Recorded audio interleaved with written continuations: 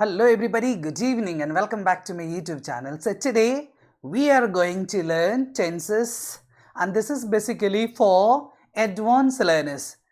मैं पहले ही बता दे रहा हूँ, जो भी बेसिक टेंसेस नहीं पढ़े हैं उसके लिए नहीं. यदि आप टेंसेस जानते हैं तो उनके लिए क्या है. Actually today we are going to study advance tenses. ये किसके लिए है? एडवांस का मतलब हो गया बेसिक से ऊपर, ठीक है, बिगनर्स के लिए नहीं. जिसे क्लॉज पता है, कंजक्शन पता है ना, और टेंसेस लगभग पता है उनके लिए. और जिसे बेसिक नहीं पता है उसके लिए मैं पहले वीडियो बना चुका हूं. और भी चाहिए please do write in the comment box. I will be very happy to help you out. Right, okay, so let us move further. So today we are going to practice tenses in advance. For this, और मैंने वैसे भी लिख दिया है English grammar for all, तो सबके लिए है. जो टेंस पढ़े उन सबके लिए है, जो नहीं पढ़े उनके लिए नहीं. ठीक है, ओके. अब देखिए, इसमें हम लोग 3 रूल सीखने वाले हैं. कितने? 3 rules. First one, that express possession. अब कहेंगे एक्सप्रेस पोसेशन, यहां पोसेशन नहीं होगा, या तो एक्सप्रेशन ऑफ पोसेशन या फिर टू एक्सप्रेस पोसेशन. पोसेशन का मतलब हो गया अधिकार, यानी मालिकाना.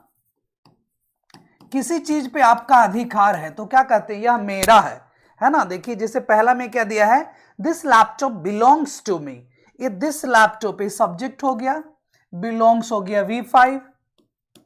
ठीक है, तो this laptop belongs to me, ये भी किसमें है? सिंपल प्रेजेंट में. कुछ आपका है तो उसे सिंपल प्रेजेंट में ऐसे बना सकते हैं. राइट. दूसरा जो है, आई हैव ए बाइक. आपके पास एक बाइक है, ठीक है, मोटरसाइकिल है आपके पास है, इसका मतलब ही बाइक का ओनर आप है. नेक्स्ट भी है, ही ऑन्स अ बिग हाउस. ये भी हो गया सब्जेक्ट, उसके साथ ही शीट है तो V5 लग गया और अदर वर्ड हो गया. क्लियर है? ही ऑन्स अ बिग हाउस मीन्स उसके पास एक बड़ा घर है, उसे एक बड़ा घर है. क्लियर है? यानी घर का मालिक है. तो ये सभी किसमें बन रहे हैं? Simple present. Subject plus V1 रहे या फिर V5 प्लस अदर वर्ड, या फिर ऑब्जेक्ट कह सकेंगे. राइट. टू शो पोसेशन, अपना अधिकार बताने के लिए भी आप सिंपल प्रेजेंट का इस्तेमाल करेंगे. दूसरा जो रूल है ना, बस 3 ही है, तो कहीं मत जाइए, तीनों रूल देख लीजिए. ठीक है, right. To express habitual, regular और रिपीटेड एक्शन, ये है रूल नंबर 2. हैबिचुअल जो आपका हैबिट है, जैसे suppose I get up at 5 o'clock early in the morning, ये मेरा हैबिट है, तो हैबिट हो गया. ठीक है. रेगुलर और रिपीटेड एक्शन जो बार बार होता है, कैसे पता चलेगा? देखिए, कुछ एडवर्ब है आपका, जैसे always, often, sometimes, generally, usually, rarely, never, hardly, occasionally, every morning, once a day. ये सभी आपको सेंटेंस में इस्तेमाल करना है सिंपल प्रेजेंट में. ये क्या है आपका? रेगुलर रिपीटेड एक्शन है, बार बार हो रहा है. जैसे मैं सबका एग्जांपल नहीं लिख रहा हूं, ठीक है. एक देखिए, ऑलवेज है, दूसरा सेल्डम है और यूजुअली है. ऑलवेज क्या कहेंगे? हमेशा. Chhotu always comes late to school, ये कब आता है? छोटू हमेशा. ऑलवेज क्या हो गया? हमेशा. कैसा एक्शन है? रिपीटेड एक्शन है. तो छोटू हमेशा स्कूल देर से आता है ना, ये उसका रिपीटेड एक्शन है. हैबिट हो गया लेट आने का. सो छोटू ऑलवेज कम से भी वैसे ही बना है, late to school. Subject plus V1 या V5. छोटू हो गया ही शीट, इसलिए क्या लग गया? V5. देन तो रिपीटेड एक्शन में देखिए कितने सारे शब्द हैं, सबसे आप एक एक सेंटेंस बनाएंगे तो मजा आ जाएगा. Next, she seldom comes here at night. Seldom negative के लिए सेंस करते, नहीं आती, कभी नहीं. ठीक है, वह यहां रात में कभी नहीं आती. She seldom comes. राइट. इसको प्रेजेंट कंटिन्यूअस सिंपल पास्ट में नहीं बनाना, सिंपल प्रेजेंट में. थर्ड है, he usually comes here at night. वह प्रायः यहां रात में आता है, मतलब आते ही रहता है ना, आज आया या तो कभी कभी आते ही रहता है, तो क्या कहेंगे? He usually comes here at night. वह यहां रात में आता है. क्लियर है? वो क्या है आपका? Repeated action. तीसरा जो है ना, इतना मजेदार है, कहेंगे क्या सर? ये इसमें से टाइम एंड टेंस में टाइम बता रहा फ्यूचर और हम लोग बना रहे हैं प्रेजेंट में। वैसे फिक्स प्रोग्राम के लिए पढ़े थे, है ना, पार्ट 2 में पढ़े थे। एक्चुअली सिंपल प्रेजेंट ही पढ़ने में जितना आपको टाइम लग जाए, बाकी ना मजेदार है। Present continuous like the action which is going on, जो काम चल रहा है उसमें उतना परेशानी नहीं होगी जितना सिंपल प्रेजेंट में।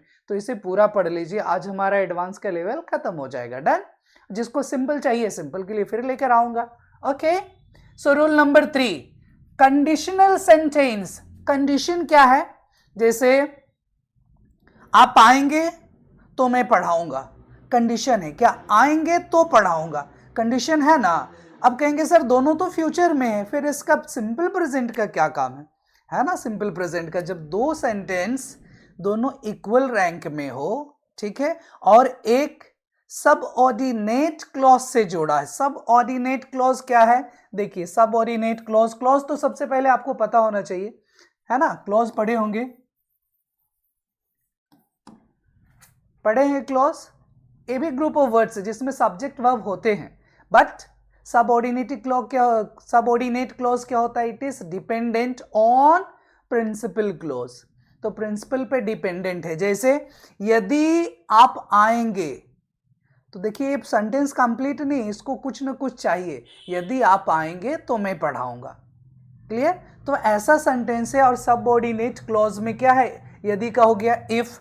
तो कुछ देखिए सबऑर्डिनेट क्लॉज में if, when, before, after, till, until, unless, as soon as long as, in case, and simple present, ये सभी सिंपल प्रेजेंट में बनेगा, ठीक है। और जो अगला है वो principal clause, that will goes with, और that will go with principal clause, यानी सिंपल फ्यूचर।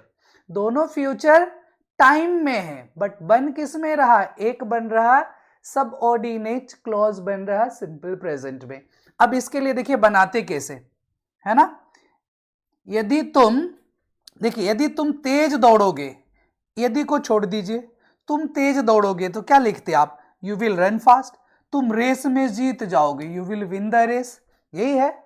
बट यदि लग गया ना इफ, तो इफ वाला सेंटेंस बनेंगे सिंपल प्रेजेंट, यानी subordinate clause, CLAUSEC, subordinate clause plus subject plus V1 या फिर V5, क्लियर है।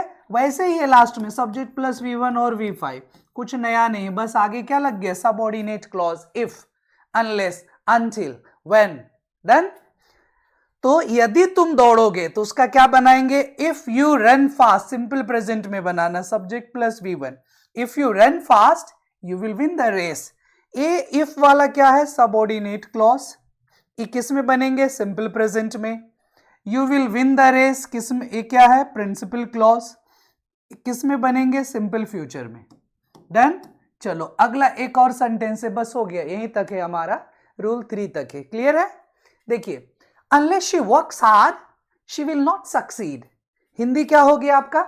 यदि वह कठिन परिश्रम नहीं करेगी, यदि रहता, यदि को छोड़ दीजिए, वह कठिन परिश्रम नहीं करेगी, तो कैसे बनाते?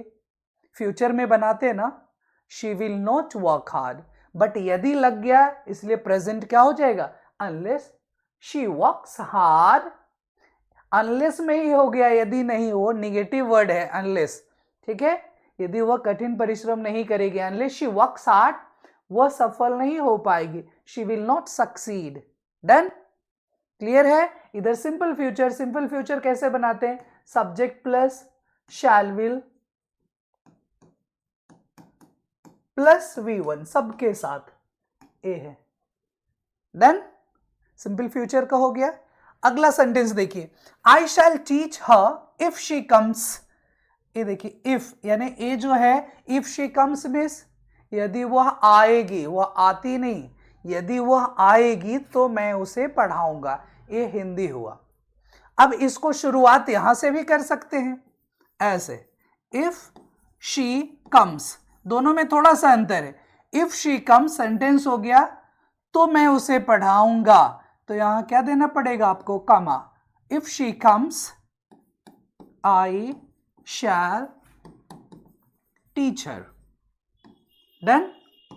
ये कमा क्यों लगा? दो सेंटेंस को जोड़ने के लिए क्या लगाते हैं? कनेक्टर्स, कंजक्शन लगाते हैं। जैसे यहां देखिए इफ लगा हुआ, अब मैं इफ से शुरू ही कर दिया, तो फिर दो सेंटेंस कैसे जुटेंगे? शी कम्स और आई शैल, तो इसलिए यहां क्या लग गया? Comma. Clear? If she comes I shall teach her, यदि वो आएगी तो मैं पढ़ाऊंगा, मैं उसे पढ़ाऊंगा। क्लियर हो गया? तो एक सिंपल प्रेजेंट में कौन सिंपल प्रेजेंट में बनेगा? सबऑर्डिनेट क्लॉज वाले, जिसमें इफ, अनलेस, अनटिल ये सब लगा है तो सिंपल प्रेजेंट हो गया। क्लियर? अब इसी को देख लीजिए क्या है। तो आई शैल टीच हर, ये है प्रिंसिपल क्लॉज, मेन है, इसमें सपोर्ट की कोई जरूरत नहीं, इसलिए मेन क्लॉज है ये। Principal clause is the main clause. If she comes, यदि वह आएगी, इसके बाद उसे सेंटेंस पूरा करने के लिए एक और वाक्य शब्द चाहिए, है ना? इफ शी कम्स चाहिए, कंप्लीट नहीं है ना, तो वो होता है इंडिपेंडेंट, यानी किसी पे डिपेंडेंट है ना? किसी पे डिपेंडेंट है, तो डिपेंडेंट के लिए क्या हो गया आपका? Subordinate clause. डन? और ये किस में बनेंगे? Simple present. ये किस में बनेंगे? Simple future. इसका हिंदी छोड़ दीजिए, हो गया। मैं उसे पढ़ाऊंगा यदि वह आएगी, यदि वह आएगी तो मैं उसे पढ़ाऊंगा, एक ही बात है। डन? So how was?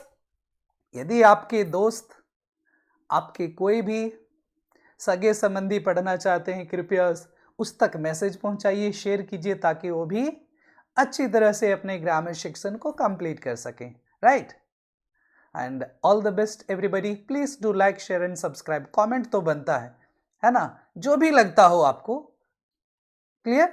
इस तरह से कई सारे शब्द थे जो आप इस्तेमाल कर सकते हैं, और भी बहुत सारी चीज है पढ़ने के लिए। जैसे क्लॉज नहीं आता है पूरी तरह से, उसमें बहुत उलझने हैं, तो जरूर पढ़ लीजिएगा। Bye bye, all the best everybody.